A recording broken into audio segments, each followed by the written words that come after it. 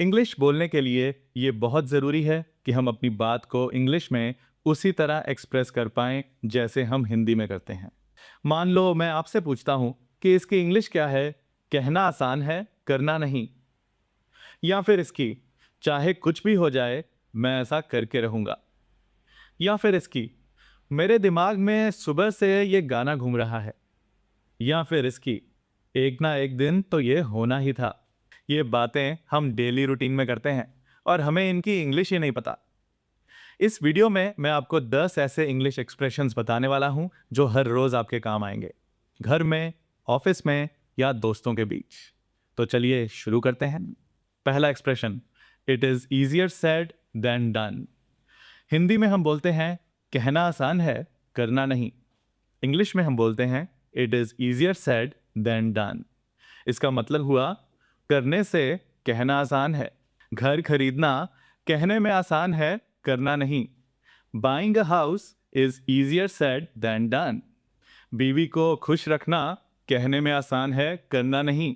Keeping a wife happy is easier said than done.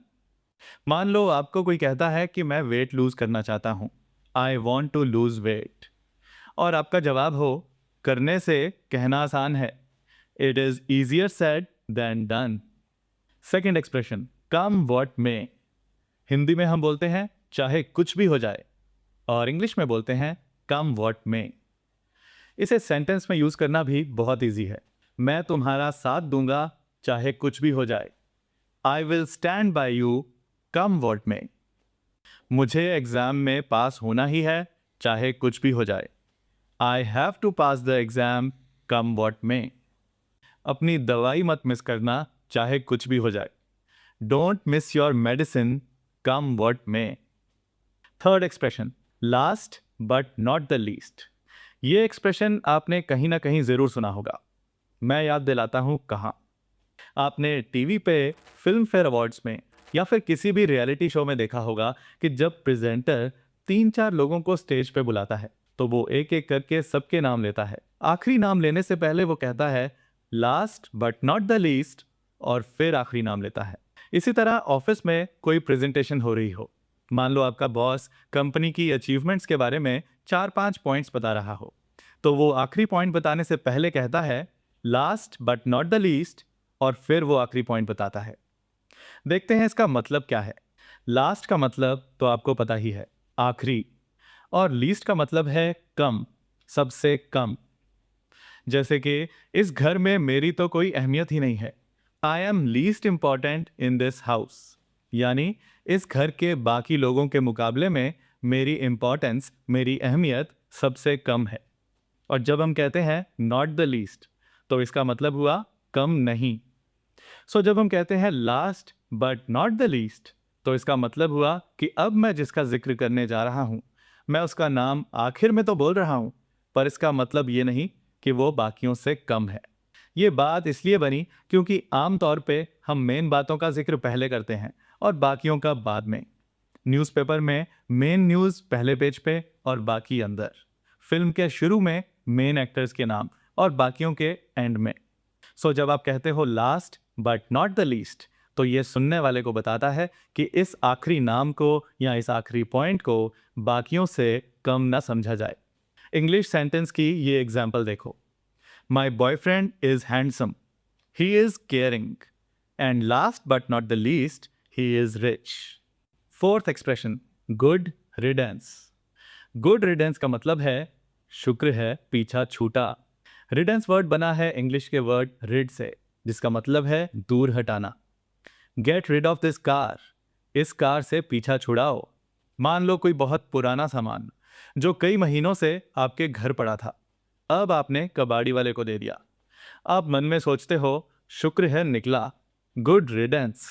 इसी तरह कोई दूर का रिश्तेदार, कोई पकाऊ दोस्त या फिर कोई दुश्मन, इनसे छुटकारा पाने पे आप कहते हो पीछा छूटा, good riddance. Fifth expression, you are kidding me. इसका मतलब मेरे साथ मजाक कर रहे हो। जब हमें सामने वाले की बात हजम नहीं होती तो हम हिंदी में कहते हैं मजाक कर रहे हो, और इंग्लिश में कहते हैं you are kidding me. Kidding मतलब मजाक करना। सो अगर आपने कहना हो मैं मजाक नहीं कर रहा, तो आप कहोगे आई एम नॉट किडिंग। अगर कहना हो क्यों मजाक कर रहे हो, तो आप बोलोगे वाई आर यू किडिंग। अगर आप किसी के साथ मजाक कर रहे हो और सामने वाला सीरियस हो जाए, तो आप कह सकते हो मैं सिर्फ मजाक कर रहा हूं, I am just kidding. Sixth expression, stuck in the head. Stuck in the head का मतलब है दिमाग में घूम रहा है, दिमाग में अटका हुआ है। ये गाना सुबह से मेरे दिमाग में अटका हुआ है। This song is stuck in my head since morning. तुम्हारी मीठी आवाज मेरे दिमाग में घूम रही है। Your sweet voice is stuck in my head. Thank you. ये बिजनेस आइडिया कब से मेरे दिमाग में अटका हुआ था। यहां हमने कहा कब से। ये कोई क्वेश्चन नहीं है कि कब से। हमारा मतलब है ना जाने कब से, यानी एक लंबे समय से। This business idea was stuck in my head since long. Seventh expression, sooner or later. Sooner or later का मतलब है कभी ना कभी, एक ना एक दिन। कभी ना कभी सच सामने आ ही जाएगा। Sooner or later the truth will come out. एक ना एक दिन तुम्हें शादी करनी पड़ेगी। Sooner or later you will have to marry. कभी ना कभी तुम पकड़े जाओगे। Sooner or later you will get caught. Eighth expression, I have to say. कई बार हम किसी की किसी बात से इम्प्रेस हो जाते हैं, जैसे कि किसी के पढ़ाने के तरीके से। तो हम कहते हैं भाई कहना पड़ेगा तुम पढ़ाते बहुत अच्छा हो। यहाँ कहना पड़ेगा या मानना पड़ेगा को इंग्लिश में हम बोलते हैं आई हैव टू से। कहना पड़ेगा कम तुम भी नहीं हो। I have to say you are no less. कहना पड़ेगा आजकल वो मेहनत बहुत कर रहा है। आई have to say he is working very hard these days. कहना पड़ेगा हमारा देश पहले कभी ऐसा नहीं था। I have to say our country was never like this before. कहना पड़ेगा कि तुम पढ़ाते बहुत अच्छा हो। I have to say you teach very well. Ninth expression, if that is the case. That is को हम शॉर्ट में बोल सकते हैं that's. If that's the case, इसका मतलब है अगर ऐसी बात है तो। चलिए एक एग्जाम्पल से समझते हैं। मान लो एक एम्प्लॉई अपने बॉस को फोन करके बोले कि आज मेरी बाइक खराब है, मैं ऑफिस नहीं आ सकता। आगे से बॉस कहे कि अगर ऐसी बात है तो मैं कैब भिजवा सकता हूं। If that's the case I can send a cab. अगर आप मम्मी को कहो कि आज मेरी तबीयत खराब है, तो मम्मी कहेंगी अगर ऐसी बात है तो आज काम पे मत जाओ। If that's the case don't go to work today. एक हस्बैंड अपनी वाइफ को ये कहे कि आज मूवी देखने नहीं जा पाएंगे, तो वाइफ ये कहेगी कि अगर ऐसी बात है तो आज खाना खुद से ही खा लेना। If that's the case eat on your own today.